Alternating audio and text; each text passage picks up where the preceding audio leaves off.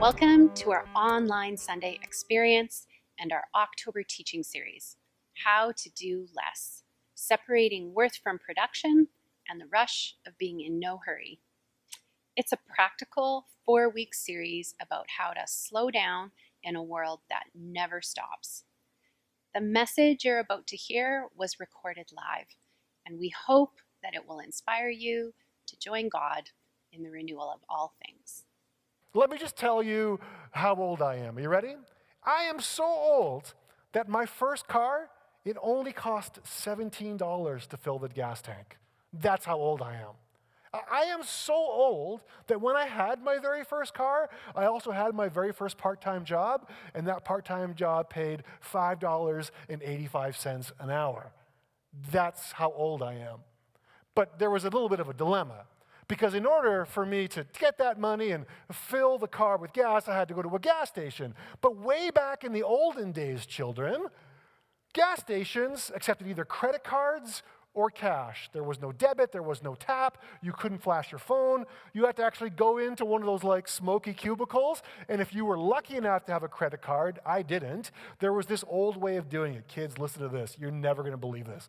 They would take your card, they would put it in this like aluminum box and then like 3 pieces of carbon copy paper. You know what carbon copy is? Sure you do. When you email, there's a CC, that's carbon copy. What am I talking about? You kids don't even use email. Forget that altogether. Anyways, so the paper goes on the card and then they go chuk chuk. Remember that sound?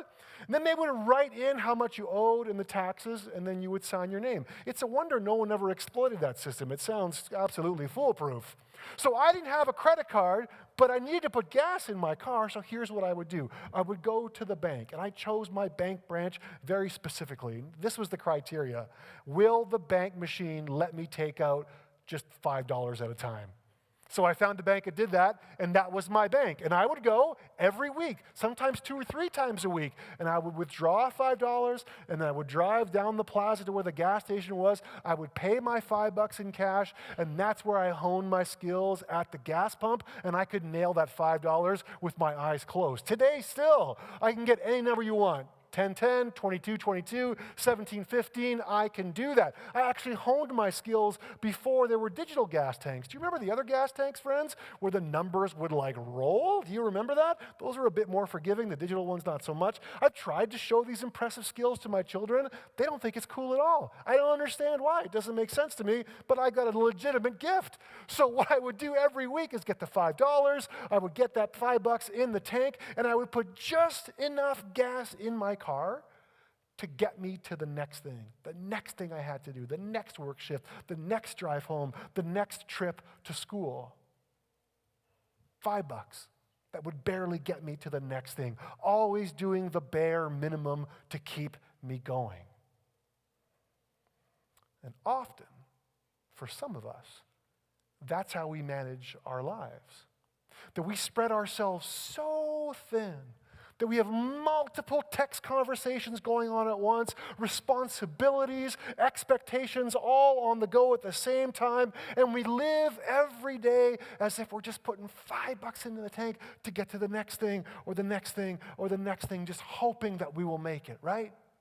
Oh, I'll just answer a couple of more emails. Oh, I got to answer this text before bed. Oh, I got to do one more thing for work. Oh, I got to bring the kids to whatever. Oh, I need to cut my toenails this morning before I shower, or else it's going to poke a hole through my shoe because my toenails are so sharp. And don't look at me that way, because you've done the same thing. You've been late for work and you've measured, do I have the time right now to cut these toenails? You've thought about it. You've worn through socks. I know you have. This is the way we live sometimes, right? We get into this routine where we do the bare minimum that barely keeps us going. And yet, the idea and the practice of Sabbath resists that way of living. And all month we've been talking about Sabbath as resistance, as an alternative way of being. We've talked about how Sabbath resists anxiety or that worry that you're just not going to have enough. We've talked about Sabbath in terms of Sabbath resisting coercion, meaning you don't have to operate 24/7 like everybody else to keep up in this world. We talked about Sabbath as a resistance to exclusion, that limiting lie that says that God's goodness and God's rest is only for some people and not for others. We've learned that none of that is true because God wants everyone's tank to be filled to the top, filled to the full, with more than enough, not just scraping by with $5 here and $5 there. And that's where we're headed this morning in this final installment of our series of how to do less.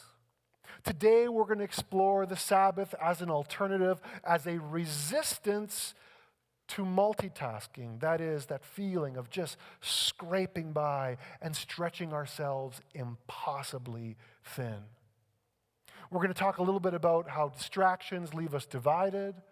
We'll look at how trying to do it all and have it all and make something important of ourselves renders us irrelevant.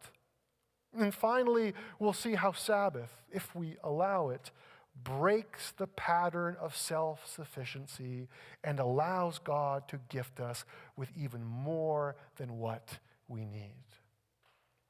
And at the end of this shortened sermon, like we've done this whole month, Allison's going to be back up on screen via video to give us some practical tools to apply what we're about to learn this morning into this coming week. So let's begin today with a trip to the book of 1 Kings, where we get a curious description of Solomon's temple. It says this: "The inner sanctuary within the temple was for housing the chest of the covenant of God. This inner sanctuary was a cube, 30 feet each way, all plated with gold. The altar of cedar was also gold-plated. Everywhere you looked, there was pure gold.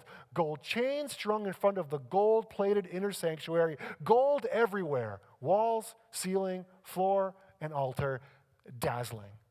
Solomon was also responsible for all the furniture and accessories in the temple of God: the gold altar, the gold table that held the bread of the presence, the pure gold candelabras, 5 to the right, 5 to the left, in front of the inner sanctuary, the gold flowers, lamps, and tongs, the pure gold dishes, wick trimmers, sprinkling bowls, ladles, and censers, the gold sockets for the doors of the inner sanctuary, the Holy of Holies, used also for the doors of the main sanctuary." Are we noticing a trend here in this description of the temple? Do you think that Solomon might have a thing for gold? Maybe, right? Like just a little bit?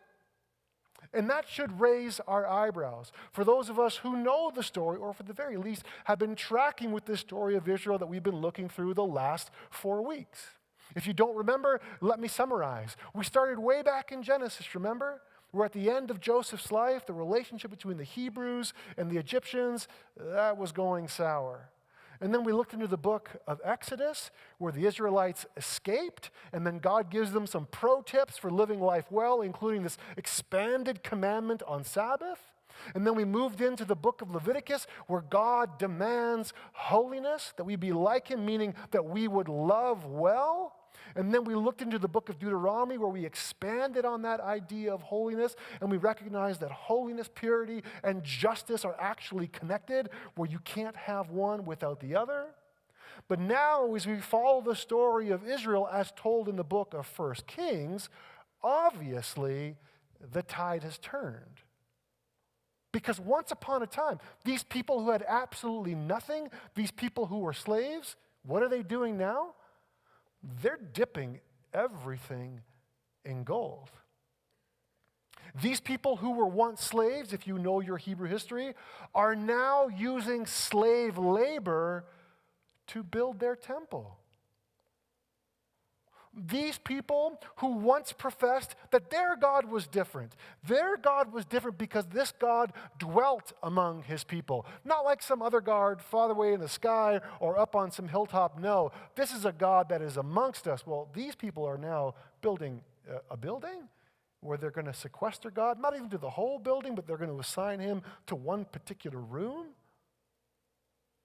And for all its grandeur, there is no record of the temple getting God's approval because it seems like it's one big distraction from what God actually wants. And so we get this snapshot here of how far Israel is now removed from the Exodus, how far they are removed from their own story, and how now they have actually become what they once hated. They have recreated what they were desperately trying to escape. And at the top of that pyramid is Solomon. Now, Solomon is just over the top. Acquisition and getting more and more and more is what defined him. And if you know the story of Solomon, you know that this dude collected everything: property, gold, garments, weaponry, spices, horses, and even women. For Solomon, there was no end. Solomon's appetite was insatiable. And after a while, this sort of thinking trickled down into Israel, and Israel picked up on this pattern of living, chasing things in multiple directions, spreading themselves so thin, and ultimately convincing themselves that by having more, it would generate well-being. However, what they had actually done was divide themselves through all of these distractions. And instead of being better off, they had actually made themselves and their worship irrelevant. And that, my friends, is the same overdone distraction that threatens to make our faith and our worship irrelevant even today. So to help pull some pieces together here, let me read to you a small transcript of an NPR interview about distraction and the myth of multitasking. And you're going to be able to see how this ties directly into our story. Check it out. The first line there, that's the interviewer. He says, "How distracted are we today?" And the expert responds by saying, "Remarkably so. The top 25% of Stanford students are using 4 or more media at one time whenever they're using media. So they're writing a paper, they're also on Facebook, listening to music, texting, twittering, etc. And that's something that just couldn't happen in previous generations, even if we wanted it to. And it's quite noticeable on tests. You can actually test for that and see the differences going on." Yeah? So we have scales that allow us to divide up people into people who multitask all the time and people who rarely do. And the differences are remarkable. People who multitask all the time can't filter out irrelevancy. They can't manage a working memory. They're chronically distracted. They initiate much larger parts of the brain that are irrelevant to the task at hand. And they're even terrible at multitasking. When we ask them to multitask, they're actually worse at it.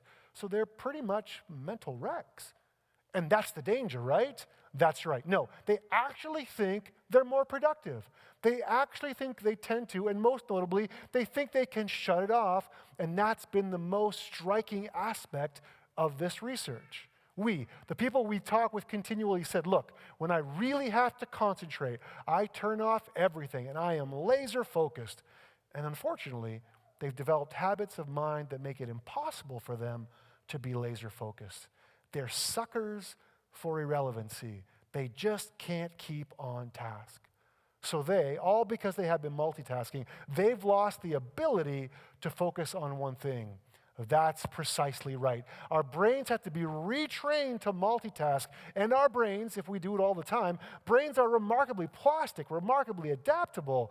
We train our brains to a new way of thinking, and then when we try to revert our brains back, our brains are plastic, but they're not elastic.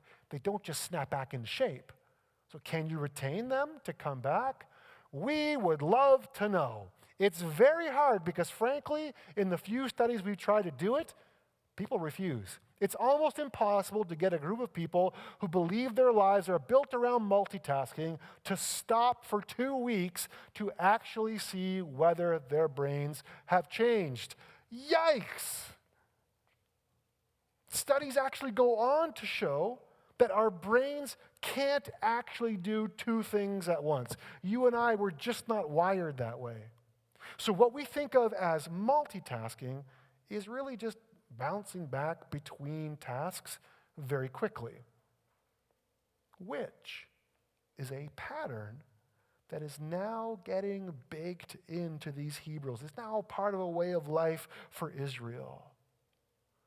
We can start to tell that they're going back and forth between loyalties, making their worship and their representation as God's people completely irrelevant. And this goes on for some time. So let's fast forward now about 200 years after the life and reign of King Solomon. We see the prophet Amos penning this blistering critique. He says this, listen to this. You that trample on the needy and try to destroy the poor of the country, you say to yourselves, we can hardly wait for the holy days to be over so that we can sell our grain. When will the Sabbath end so that we can start selling again? Then we can overcharge, use false measures, and fix the scales to cheat our customers. We can sell worthless wheat at a high price. We'll find someone poor who can't pay his debts, not even the price of a pair of sandals, and we'll buy him as a slave. What? For real? This is a thing? What we see here is Amos describing a way of being that is so numbed out to extravagance, so numbed out to cheap labor and where it comes from, so intentionally ambivalent to the value of life that now we notice as the readers that Israel has come full circle. Remember what we said about Egypt way at the beginning of this series? Way back in Egypt, there was only two ways to see people, either as threats or as competitors. You wouldn't see somebody else as a neighbor. And now we're beginning to see that way of thinking has filtered into Israel. And what Amos is saying is that Israel is now the new Egypt. The oppressive classes of Amos' day could not wait for the holidays to be over so they could get back to their business and make great gains at the expense of the poor. They could hardly wait until Sabbath was over so they could get back to their rackets, where they would use these rigged scales to make just a little bit extra on every trade. And that, my friends, is multitasking at its worst. It is back and forth between allegiances. And when people get locked into that, we get spread so thin. We get spread everywhere, but in reality, we're actually nowhere. And so, for the disciples and followers of Jesus, spreading ourselves so thin, and teetering between, well, what I know is right and what I should do, and, well, here's what I think I have to do to keep up with the rest of the world.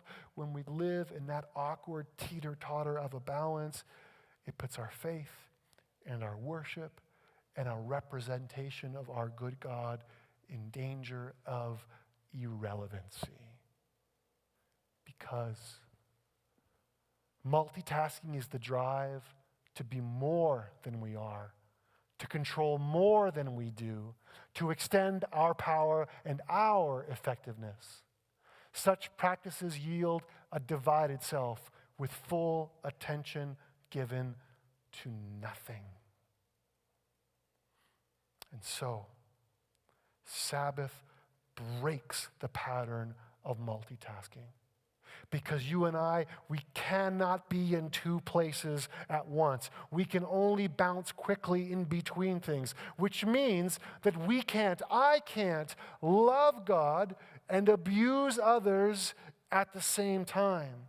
It also means that I can't love God and abuse myself at the same time. So what Sabbath actually does is that it centers us.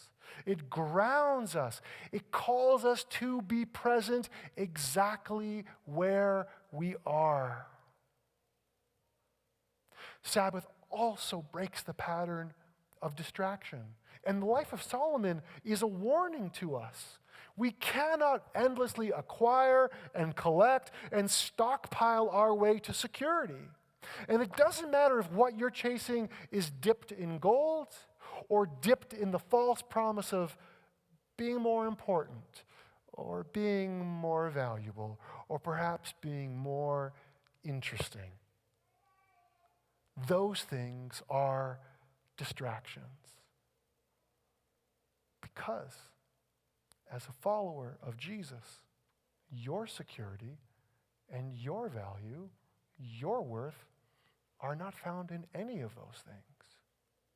So what ultimately Sabbath does is actually remind us of who God is. And this might be the pinnacle. This might be the top end of this entire series. Sabbath reminds us who God is, or at the very least, it presses the question.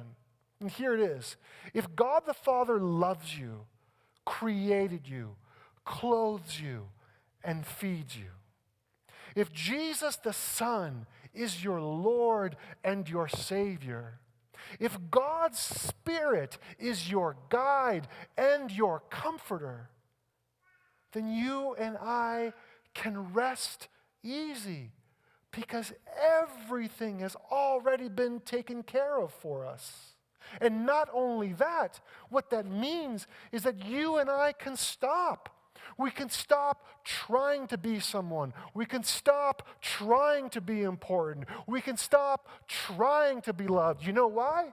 Because you are already loved to the max. And so, my friends, Sabbath says that you can do less. Why? Because God has already done everything. Multitasking, one of the enemies of our soul. We are so used to multitasking because it feels like there is always more expected of us than what we have the bandwidth for. How do we not spread ourselves so thin when our lives feel like they're stretching us with demands? How do we resist the temptation to multitask, which leads us to skim over our lives, trying to fit more and more into our days, even though there is no more time and still only one of us? Well, we use the practice of the present moment. We practice giving our attention to what is right in front of us. And this is why. Because multitasking kills our sense of God's presence. God doesn't make God's self available in some other time and place, but right here in the everyday ordinariness of this moment. But we are so often caught up in thinking about the future or the past that we miss God right here, right now.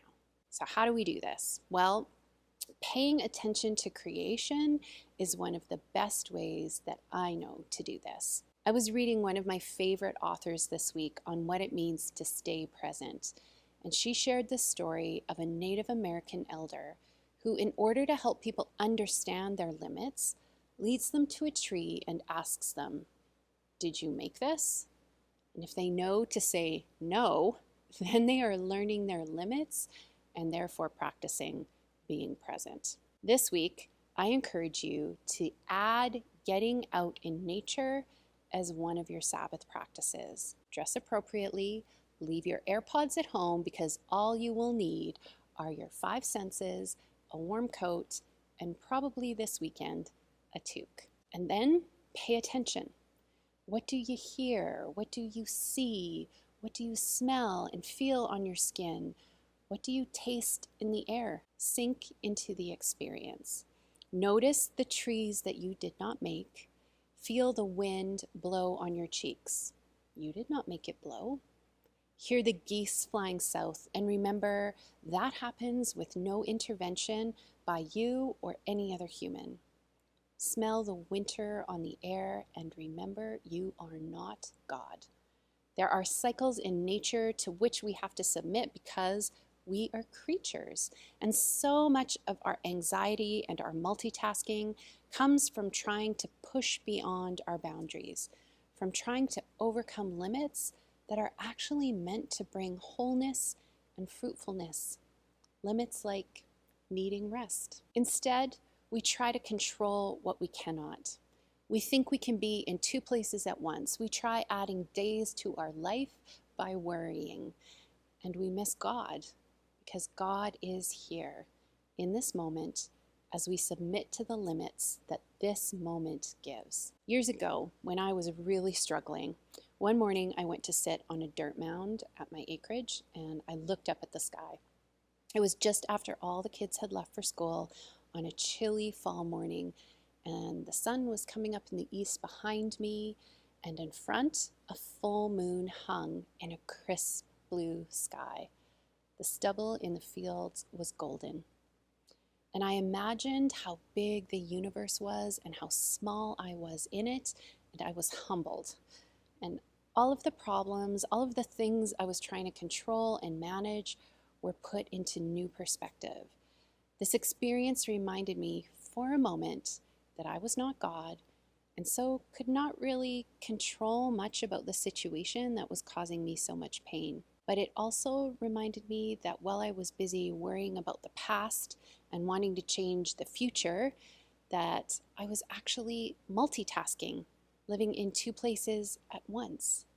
When here was God, in that moment, hanging the sun and moon in the sky at the same time. Experts say that one of the best ways to deal with our anxiety and depression is to use our five senses. You might know this one. When you're overwhelmed, name 5 things you can see, 4 things you can feel, 3 things you can hear, 2 things you can smell, and 1 thing you can taste. This practice helps to bring us back into the moment. It grounds us in our bodies and roots us to this time, this place, where we have all that we need. You might also resist multitasking by trying these things. When you are bored, sink into the boredom. Resist the urge to fill the moment with something. Let the moment just stay quiet and free of distraction. Your temptation will be to move through it as quickly as possible, or turn on the radio or check your notifications on your phone. But don't do it. Just let it be. Usually what happens when we let these moments be is that eventually they give way to a deep quiet that brings peace. When I think about these moments, I picture having a knot massaged out of my neck or shoulders. It doesn't feel really good when those fingers first press in on it, but eventually the knot starts to soften, and I find more freedom to move, more freedom to just be. Anne Lamott tells the story of her brother who had 3 months to do an assignment on birds when he was 10 years old. Of course, like most 10-year-olds, he left it to the last night and was stressing at the kitchen table the night before it was due, asking his dad how he would ever finish. And this was his dad's advice. Bird by bird, son. We do it. Bird by bird. Let your restlessness become an invitation to pay attention. Slow down and pay attention to what is right in front of you. Do you have an email that you're answering? Give your full attention to that email. Is someone talking to you, telling you something? Give your full attention to that person. Are you making dinner? Slow it down. Do each thing intentionally and with attention. This is how you worship, which means you recognize in the moment that you are a creature and not a god. You work best when you do things one at a time. Do it bird by bird. Sabbath is all about settling into the reality, the freedom that the world does not revolve around us, but around the God of rest, who did create that tree and those geese and that breeze and the winter and you. And he called it all good, which means that before you achieved or produced anything, before you messed up or worried or controlled one little thing, you were loved. Sabbath boils down to who we believe God to be. And when practiced, it breaks the pattern of self-sufficiency and is a witness to God's goodness and provision.